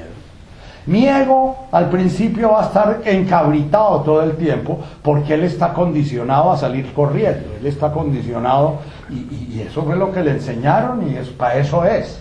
Pero entonces no va a agarrarlo a palo, sino sencillamente le voy a decir, no, es que usted es como el caballito del borracho que lo enseñaron a meterse en todas las tiendas. Y yo lo voy a enseñar a que usted no se mete en las tiendas, usted sigue derecho. Y cada vez que se va a meter en una tienda, sencillamente no lo dejo. Con paciencia, con bondad, con mansedumbre, con dulzura, con maitri, dicen los budistas, con amor a sí mismo, como dice Jesús. No lo voy a dejar entrar. Puedo gastarme 10 vidas en eso, pero el hecho es que la intención es en este momento. En este momento quiero salirle corriendo. 4 de la tarde el sábado estoy ahogado de angustia de estar solo porque estoy en la tusa y me imagino que Esperanza se fue con el amigo para Girardot, ¿no? De aquí no me muevo, ¿ya? Y no me muevo y ojalá pudiera ser 10, 12 horas hasta que atraviese ese túnel, esa noche oscura. Mi hijo dice, pero dime qué hago. Yo le digo, haz eso, no hagas nada, ¿no?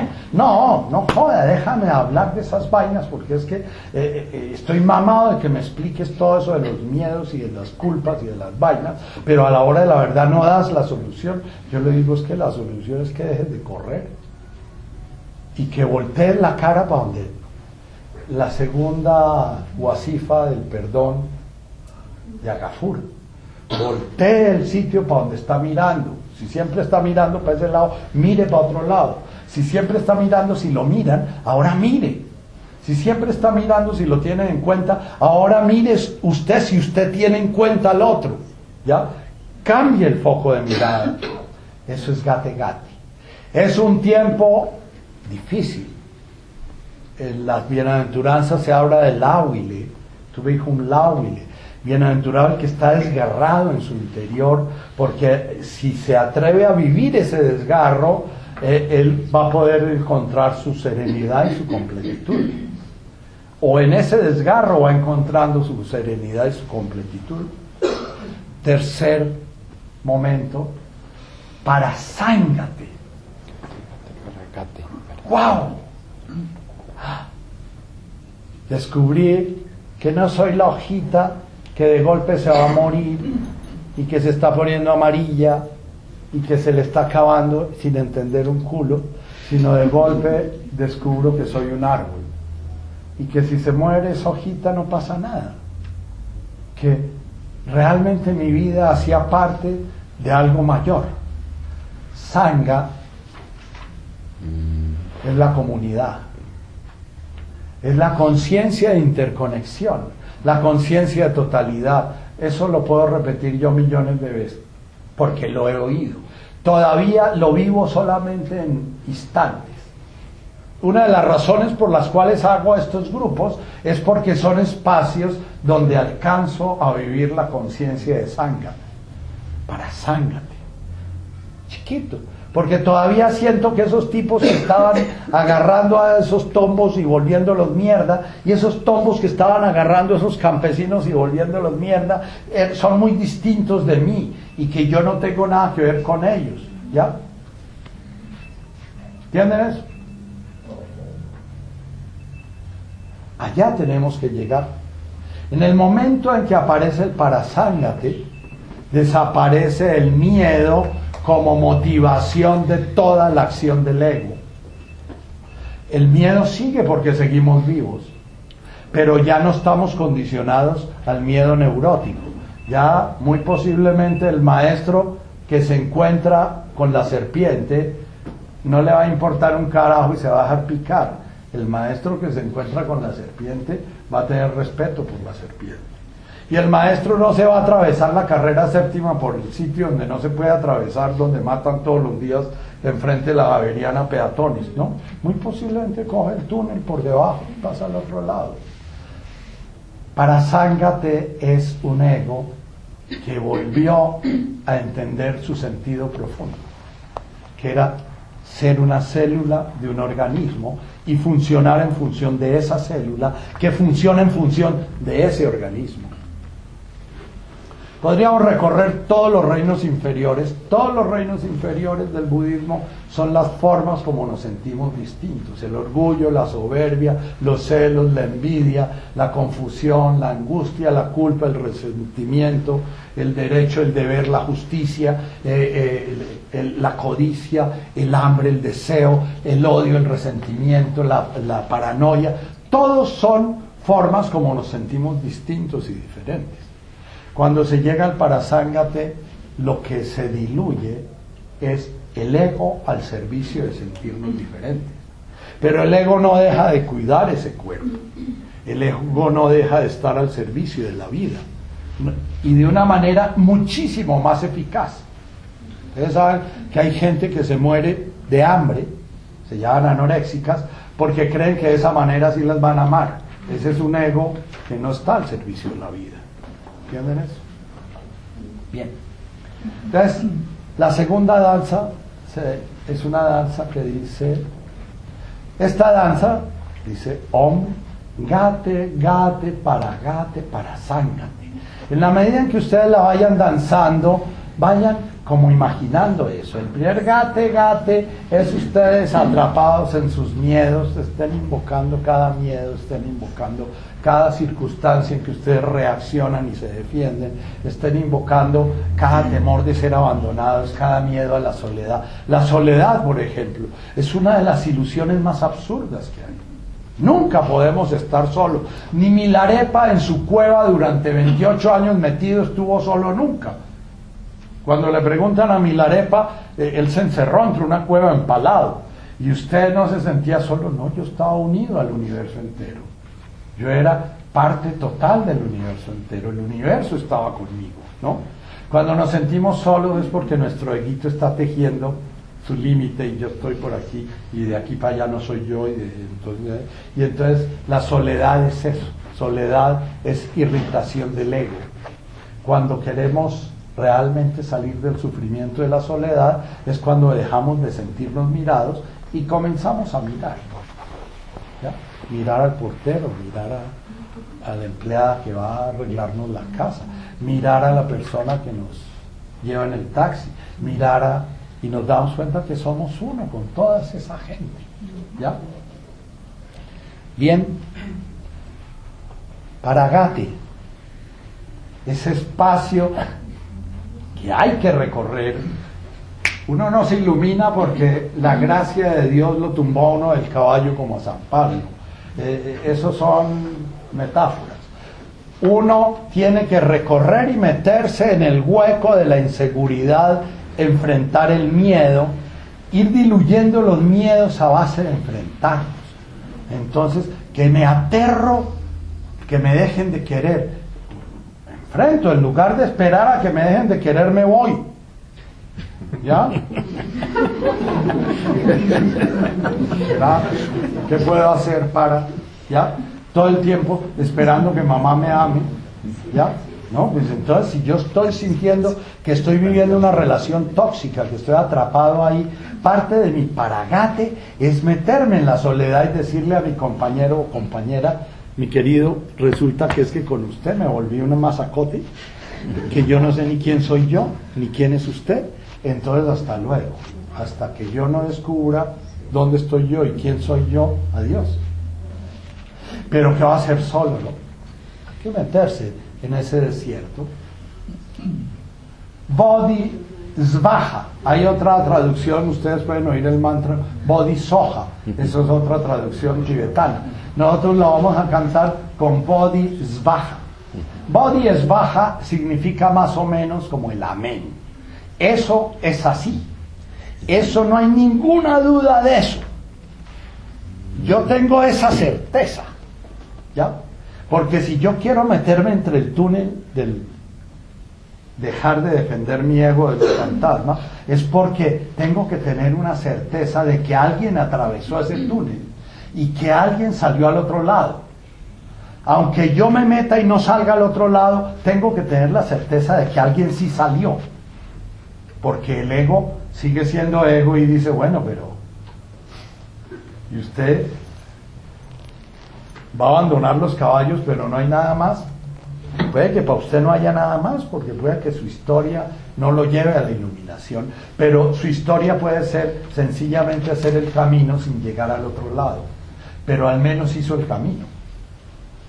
¿Por qué? Porque en el paragate, si yo estoy todo el tiempo mirando el parasángate, no estoy en el paragate, me pierdo. El paragate es mirar de frente al miedo, no el que me voy a iluminar si yo miro al miedo, porque entonces no estoy mirando al miedo. ¿Que mi hijo va a morir? Sí, va a morir mi hijo.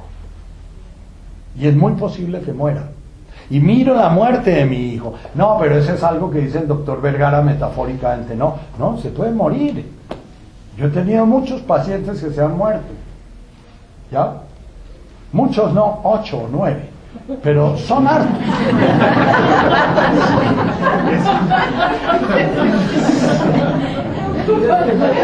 La segunda danza.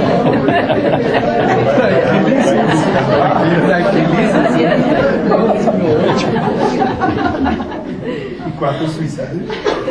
Los 8 son suicidios. No, una de ellas la mató el marido celoso. Y le dije 20 veces. La suicidó. Tiene que... Y se suicidó a base de torear a su marido. Máteme, y la mató.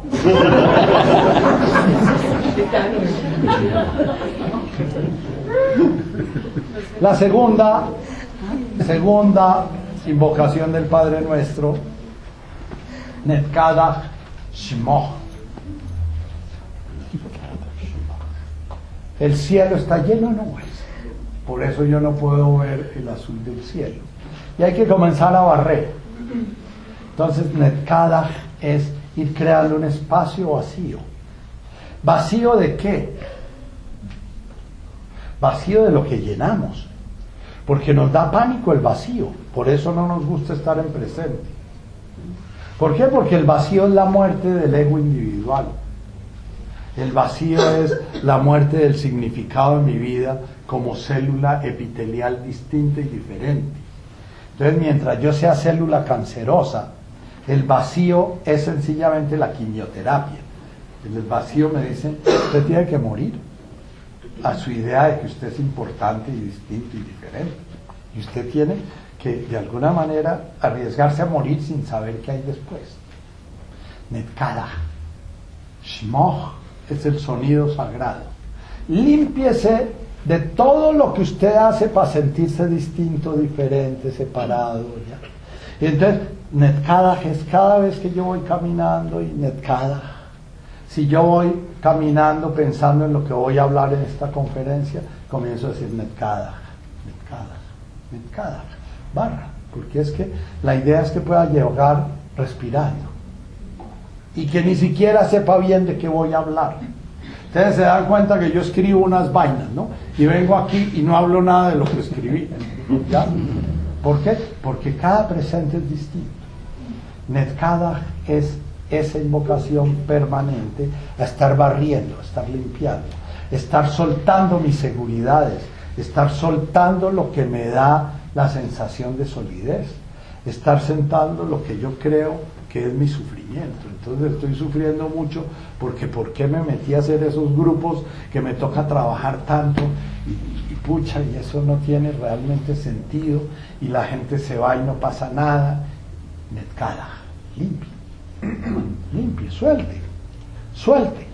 En el budismo hay un koan muy bello que yo lo repito todo el tiempo: soltar y saltar. Suelte a todo lo que le da una seguridad y salte a un espacio que no conoce. ¿Ya? Salte. Puede que nos gastemos toda la vida cantando, caminando, diciendo Netkadach y no saltemos, y Netkadach y no saltemos. Y estamos enredados en una relación de pareja y no nos atrevemos a saltar. Y estamos enredados en un trabajo y no nos atrevemos a saltar. Y estamos enredados en una relación social que nos es tóxica y no nos atrevemos a saltar. Pero al menos estarnos recordando, Netkadach. hace parte del Paragati. Recuerde que usted puede pasarse toda esta vida reforzando y rearmando y creando y recreando esa contracción, es estar contraído, es estarse defendiendo, o que usted puede emplear esta vida poco a poco, aunque sea un poquito, liberándose un poquito.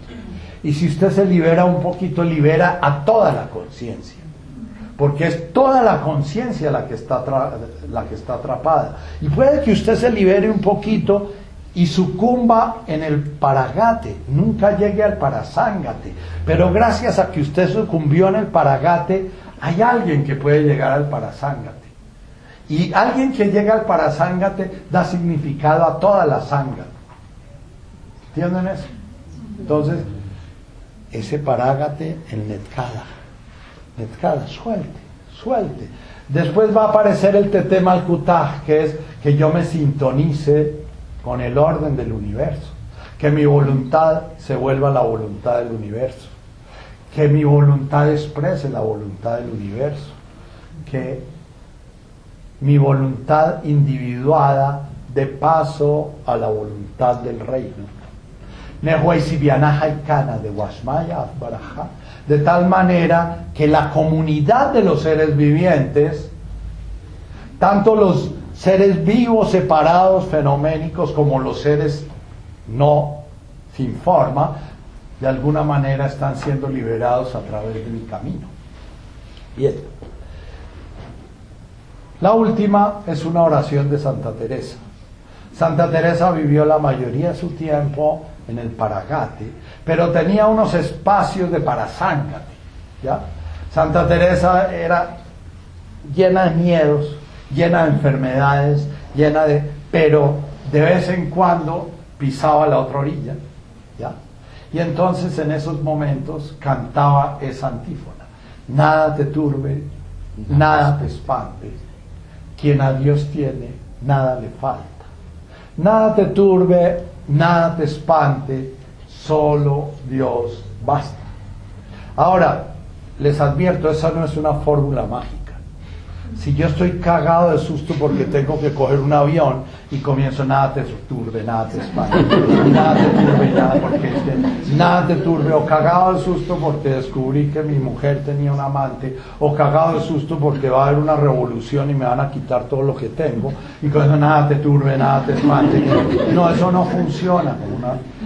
Nada te turbe, nada te espante es saber que hay un parasángate, que hay un momento en que hay personas que hacen parte de la sangha, que ya han vivido ese vivir libres del miedo, vivir libres del temor, y que lo han cantado, y que cuando lo cantan nos invitan a nosotros a hacer el camino para ayudar a la comunidad a despertar a ese estado de conciencia. La conciencia donde el miedo no es el motor. Actualmente el motor es el miedo. Y todas las neurosis tienen su raíz en el miedo. En últimas, en el miedo a morir. En el miedo a dejar de ser nosotros mismos. En el miedo a enloquecer. En el miedo a quedar solos. En el miedo a enfermar. En el miedo a quedar inválidos. En el miedo a empobrecer. En el miedo a arruinarnos. Todos son formas de miedo de la muerte individual. Bien. Primer espacio que lo vamos a ver mucho más corto de lo que creía, porque la carreta se me fue larguísima, ¿ya? Y les agradezco a sus rabos el haber tenido tanta paciencia. Es un espacio en el cual sencillamente vamos a buscar que ustedes entren en contacto con su cuerpo a través de sentir la música. O sea, que la música no pase por su cabeza y mueva su cuerpo. Para muchos de nosotros puede ser una tortura. Para mí, durante los 10 primeros años de hacer biodanza, era una tortura porque yo no sentía la música. Yo veía que los demás se movían y yo me sentía ridículo, me sentía inadecuado, sentía que no sabía dónde estaba, no entendía por qué se movían así, ¿ya? Y entonces yo abría los ojos y miraba cómo me movían para ver si me movía de la forma como me movían los otros, y sobra decir que lo único que hacía era un movimiento muerto. Pero a base de oír oír, comenzó mi cuerpo a despertar. Por eso, cuando yo acompaño a una persona que tiene todavía su conciencia musical despierta, le digo, no la pierdas. Quédate ahí, agárrate ahí como el recurso que te coge a la orilla antes de ahogarte. Ese es el lazo que te puede salvar, porque ahí, a través de eso vas a tu cuerpo.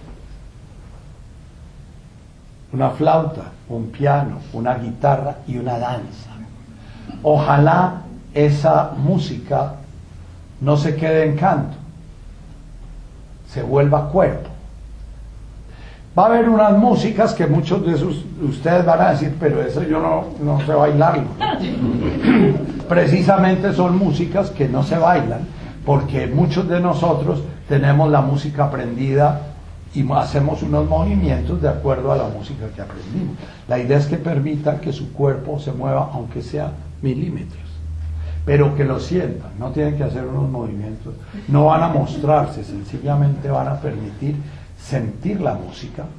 Y mientras sienten su música, yo voy a ir invocando miedos, porque quiero que ustedes, sintiendo su cuerpo, invoquen sus miedos mentales, para que el miedo mental no entre directamente en el mundo emocional, sino que conecte directamente con su cuerpo, que es un ejercicio. Porque normalmente su miedo mental conecta con el mundo emocional recicla el miedo mental y se vuelve un círculo vicioso entre la mente y la emoción. Y el cuerpo está por ahí tirado en una poltrona, o está por ahí fumando, o está por ahí aplastado, muerto. La idea es que el miedo se sana viviéndolo donde nació, viviéndolo en el cuerpo. ¿Bien? Entonces, ¿dejamos las sillas o las sacamos como un tiro? Bueno, como un tiro hace cuarto la silla. Nacho, ¿lo paro? ¿O lo pauso? ¿Lo paro o lo pauso? Para.